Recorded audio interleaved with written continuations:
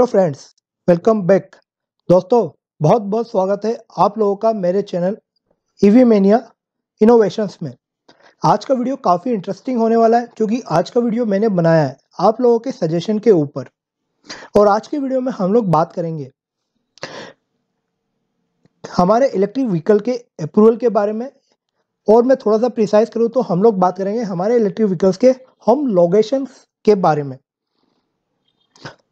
दोस्तों, जब भी हम कोई नया इलेक्ट्रिक व्हीकल डेवलप करते हैं या फिर कह लीजिए हम लोग पार्शियली इंपोर्ट करके कोई नया इलेक्ट्रिक व्हीकल असेंबल करते हैं या हम लोग फुली इलेक्ट्रिक व्हीकल बाहर से इंपोर्ट करते हैं या फिर इसके अलावा हम लोग ईवी कन्वर्जन के लिए कोई रेट्रोफिटिंग करते हैं या ईवी कन्वर्जन के लिए कोई ईवी कन्वर्जन किट डेवलप करते हैं।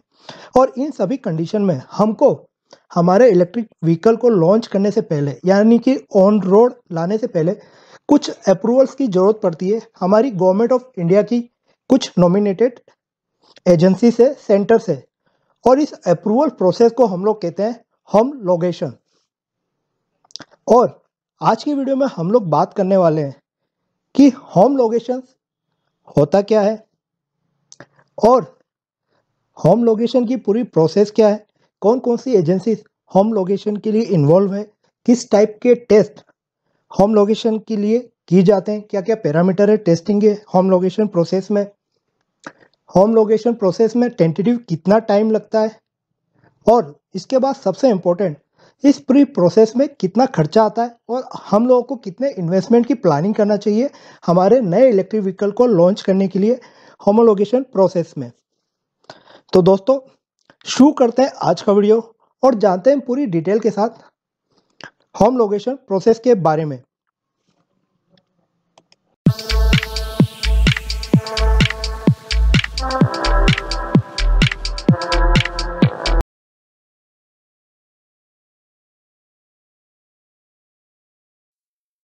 सबसे पहले शुरू करते हैं कुछ बेसिक्स के साथ कि होमोलोगेशन की ज़रूरत क्यों पड़ती है।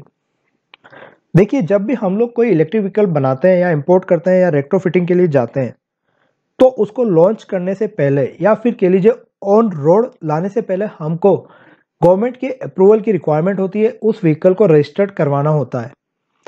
और इस प्रोसेस के लिए गवर्नमेंट की कुछ तय नियम है, कुछ ऑलरेडी डिसाइडेड लॉस है जिसको कि हमारे व्हीकल के थ्रू मिट आउट होना चाहिए, यानी कि हमारा जो व्हीकल है उसका परफॉर्मेंस गवर्नमेंट के तय नियमों के अनुसार होना चाहिए। और ये जो नियम्स होते हैं, लॉस होते हैं, ये होते हैं हमारे व्हीकल की रोड सेफ्टी से रिलेटेड, उनकी एफिशिएंसी से रिलेटेड, उनकी इलेक्ट्रिक व्हीकल के बारे में बात करूँ तो ट्रेवल रेंज से रिलेटेड, उनके ब्रेकिंग से रिलेटेड, और बाकी काफ़ी सारे ऐसे पैरामीटर्स होते हैं जिसका कि टेस्ट किया जाता है। और जब ये हमारा जो गाड़ी है, हमारा जो इलेक्ट्रिक व्हीकल है, जब इन सारे टेस्ट पैरामीटर पर सक्सेसफुल होता है तो गवर्नमेंट एजेंसीज ऑथोराइज करती हैं, हमारे व्हीकल को अप्रूव करती हैं लॉन्च के लिए, उन व्हीकल को ऑन रोड लाने के लिए, ताकि जो हमारा व्हीकल है वो सभी जो स्टैंडर्ड डेवलप किए गए हैं और मेंटेन किए गए हैं उनको मीट आउट कर पाए। और इसीलिए होमोलोगेशन की जरूरत पड़ती है। अब बात यह आती है कि होमोलोगेशन की जरूरत क्यों होगी, वो तो क्लियर है। अब होमोलोगेशन के लिए कौन कौन सी एजेंसीज रिस्पॉन्सिबल है। व्हीकल की होमलोगेशन प्रोसेस के लिए हमारी गवर्नमेंट ऑफ इंडिया ने कई सारे सेंटर एस्टेब्लिश किए हैं जगह जगह पर हमारी कंट्री में। लेकिन अगर मैं डेडिकेटली पर्टिकुलरली इलेक्ट्रिक व्हीकल के बारे में बात करूं तो इलेक्ट्रिक व्हीकल के लिए दो मेन होमलोगेशन अप्रूवल सेंटर हैं, और जो कि हैं, सबसे पहले आता है नाम ARI का, यानी कि automotive research association of India, और इसके बाद नाम आता है ICAT का, जिसको कि हम लोग जानते हैं international centre for automotive technology. और ये दोनों की दोनों सेंटर्स जो होते हैं ये इलेक्ट्रिक व्हीकल की होमलोगेशन प्रोसेस के लिए ऑथोराइज्ड है। होमलोगेशन के बारे में और थोड़ा सा डिटेल में जानने के लिए सबसे पहले हम लोग जानेंगे कि हमारी गवर्नमेंट ने व्हीकल्स को किस किस कैटेगरी में डिवाइड किया हुआ है, ताकि हम लोग ये समझ पाए कि किस कैटेगरी में कौन कौन से स्टैंडर्ड्स लगते हैं व्हीकल्स की होमोलोगेशन के लिए। और जब हम लोग कैटेगरी की बात करते हैं तो सबसे पहले आती है कैटेगरी A, जिसमें आते हैं हमारे एग्रीकल्चर इक्विपमेंट जैसे कि ट्रैक्टर एक्सेट्रा। इसके बाद आती है सेकंड कैटेगरी, वो होती है कैटेगरी C, और जो कैटेगरी सी में आते हैं व्हीकल्स वो आते हैं कंस्ट्रक्शन इक्विपमेंट्स और कंस्ट्रक्शन व्हीकल्स। इसके बाद आती है कैटेगरी टी और इस कैटेगरी में आते हैं हमारे लोडिंग ट्रेलर्स। अब अगली कैटेगरी की बात करें तो वो आती है कैटेगरी एल। ये जो कैटेगरी एल है ये काफ़ी ज़्यादा ब्रॉड होती है और इस कैटेगरी में आते हैं हमारे टू व्हीलर्स यानी कि स्कूटर्स हो गया, हमारे इलेक्ट्रिक स्कूटर्स हो गए, मोटरसाइकिल या फिर इलेक्ट्रिक मोटरसाइकिल्स।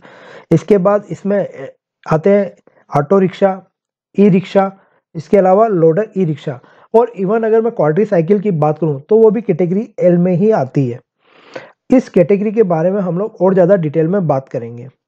इसके बाद आती है हमारी कैटेगरी एम, और जो इस कैटेगरी की जो डेफिनेशन होती है वो ये होती है कि कैटेगरी एम सभी के सभी एटलीस्ट जो 4 व्हीलर्स होते हैं वो आते हैं जो कि पैसेंजर के लिए होते हैं, यानी कि जो पैसेंजर्स को कैरी करते हैं पर्सनल ट्रांसपोर्टेशन के लिए या कमर्शियल ट्रांसपोर्टेशन के लिए, वो सभी की सभी कैटेगरी एम में आते हैं, लेकिन उसमें मिनिमम 4 व्हील्स होने चाहिए। इसी तरह से कैटेगरी एन है, और कैटेगरी एन के लिए जो आते हैं वो लोडिंग व्हीकल्स आते हैं विथ एटलीस्ट 4 व्हील्स। तो यानी कि जितने भी 4 व्हील वाले हो गए वो कैटेगरी एम और एन के लिए हो गए, M for passenger, N for loading purpose. तो ये हो गई है मेन कैटेगरीज। अब क्योंकि हम लोग अगर इन सभी कैटेगरीज के बारे में पूरी डिटेल में बात करेंगे तो वीडियो काफ़ी लंबा हो जाएगा, तो आज के वीडियो में मैं थोड़ा सा शॉर्ट रखने के लिए हम लोग सिर्फ कैटेगरी एल के बारे में बात करेंगे, और एल में भी स्पेसिफिक हम लोग टू व्हीलर के बारे में बात करेंगे, यानी कि इलेक्ट्रिक स्कूटर और इलेक्ट्रिक मोटरसाइकिल के बारे में डिटेल में बात करेंगे। अब क्योंकि हम लोग स्पेसिफिक कैटेगरी एल के बारे में बात करने वाले हैं, यानी कि टू व्हीलर के बारे में, तो इसमें आ गए हमारे इलेक्ट्रिक स्कूटर या फिर इलेक्ट्रिक मोटरसाइकिल। अब इनके भी अपनी कुछ डिविजन्स है, जैसे कि मान लीजिए एक पूरा न्यूली डेवलप्ड इलेक्ट्रिक स्कूटर या मोटरसाइकिल। इसके अलावा हो गई हमारी partially imported electric scooter motorcycle, fully imported electric scooter या फिर मोटरसाइकिल। इसके अलावा रेक्टोफिटेड इलेक्ट्रिक स्कूटर या मोटरसाइकिल, या फिर इलेक्ट्रिक स्कूटर या मोटरसाइकिल के कन्वर्जन के लिए कन्वर्जन किट। तो ये तो पूरी जितनी भी चीज़ें हैं ये सब कैटेगरी एल में टू व्हीलर की कैटेगरी में फॉल करती हैं। अब इनकी जो सब कैटेगरीज है वो भी बनाई गई है, वो भी परफॉर्मेंस पैरामीटर के अकॉर्डिंगली, उनके बारे में भी जान लेते हैं। पहले आती है इलेक्ट्रिक टू व्हीलर के लिए कैटेगरी 250 वाट की, यानी कि इस कैटेगरी में जो व्हीकल की स्पीड लिमिट है, मैक्सिमम स्पीड लिमिट है वो 25 kmph है, और जो मोटर पावर है वो मैक्सिमम है 250 वाट।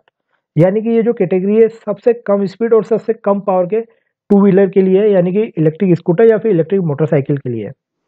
अब इसके बाद जो अगली कैटेगरी आती है वो आती है कैटेगरी L1, और इस कैटेगरी में जो मैक्सिमम स्पीड डिसाइडेड की गई है वो डिसाइडेड की गई है 50 kmph की, यानी कि आपकी गाड़ी की जो स्पीड है मैक्सिमम 50 kmph होगी, इससे ज़्यादा नहीं हो सकती है। और इसके लिए जो मोटर का पावर अलाउ किया गया है वो मोटर हो सकती है 500 वाट तक की। तो ये होगी कैटेगरी L1। इसके बाद अब कैटेगरी L2 के लिए जाते हैं, तो L2 के लिए जो मैक्सिमम अलाउड स्पीड है वो है तकरीबन 70 kmph की, और मोटर पावर फर्दर इंक्रीज हो जाता है, वो आपका 4 किलोवाट तक भी जा सकता है। और अब फर्दर अगर हम लोग हायर पावर के लिए जाते हैं तो अब आती है कैटेगरी L3 की, और जो कैटेगरी L3 है उसके अंदर आपकी जो व्हीकल की स्पीड है वो बढ़कर 70 kmph से ज़्यादा हो सकती है, और मोटर पावर भी आपका ज़्यादा हो सकता है।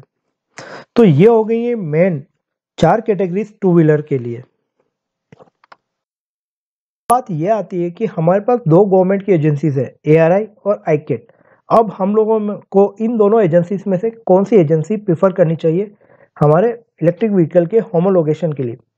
देखिए दोस्तों, जनरल प्रैक्टिस में होता ये कि आदमी वो लोकेशन प्रेफर करता है जो उसके आसपास होती है। लाइक ARI पुणे में है तो पुणे के आसपास के लोग ARI को प्रेफर कर लेंगे ताकि आपको कभी जाना पड़े तो आपके लिए ईजी हो। और ऐसे ही ICAT गुड़गांव में है तो गुड़गांव के लोग या फिर उसके आसपास के लोग ICAT को प्रेफर करेंगे। या फिर होता ही है कि मान लीजिए आप ऑलरेडी एक व्हीकल ARI से या फिर ICAT से अप्रूव करवा चुके हैं, तो आपके उसकी ऑफिशियल के साथ थोड़ी सी अंडरस्टैंडिंग बन जाती है, तो आपके लिए सेकंड व्हीकल भी अप्रूव करवाना ईजी हो जाता है, क्योंकि आप लोगों को पता है कि वहाँ का काम करने का तरीका क्या है। अब अगर आप बिल्कुल नए हैं और आप कंसल्टेंट के थ्रू जा रहे हैं और आपको थोड़ा-सा ये चाहते हैं कि भाई आपके अप्रूवल में टाइम कम लगे, तो जो नॉर्मली सजेस्ट किया जाता है वो किया जाता है आईकेट में, क्योंकि आईकेट के केस में ये होता है कि सभी के सभी टेस्टिंग की फैसिलिटीज इन हाउस है। तो आपका जो व्हीकल की टेस्टिंग होती है उसमें टाइम कम लगता है और जल्दी अप्रूवल मिलता है। तो इसीलिए नॉर्मली जितने भी कंसल्टेंट होते हैं या फिर जो अभी के लेटेस्ट बड़े मैन्युफैक्चरर्स हैं, वो आईकेट को ज़्यादा प्रीफर करते हैं कंपैरिजन ऑफ एआरआई। हैं कि अगर हम लोग हमारे इलेक्ट्रिक व्हीकल की होम लोकेशन की प्रोसेस के लिए जाते हैं तो हमारे व्हीकल को अप्रूवल सर्टिफिकेशन के लिए कितना टाइम लग जाता है। तो देखिए दोस्तों, यहाँ पर अगेन डिपेंड करता है कि आपके व्हीकल की कैटेगरी कौन सी है। फिर भी अगर मैं टेंटेटिव टाइम की बात करूँ तो जो एआरआई का एवरेज निकल कर आता है होम लोकेशन प्रोसेस के अप्रूवल का सर्टिफिकेशन का, वो निकल कर आता है तकरीबन 2 से 3 महीने का। और अगर कुछ एक्सेप्शनल हो जाता है, कुछ प्रॉब्लम आ जाती है आपके व्हीकल में, तो थोड़ा सा ज़्यादा भी जा सकता है। लेकिन अगर मैं यहाँ पर आईकेट की बात करूँ, होम लोकेशन अप्रूवल प्रोसेस की सर्टिफिकेशन की, तो उसमें तकरीबन 10 से 15 दिन का टाइम थोड़ा सा कम हो जाता है, या कुछ केसेस में थोड़ा ज़्यादा कम हो जाता है।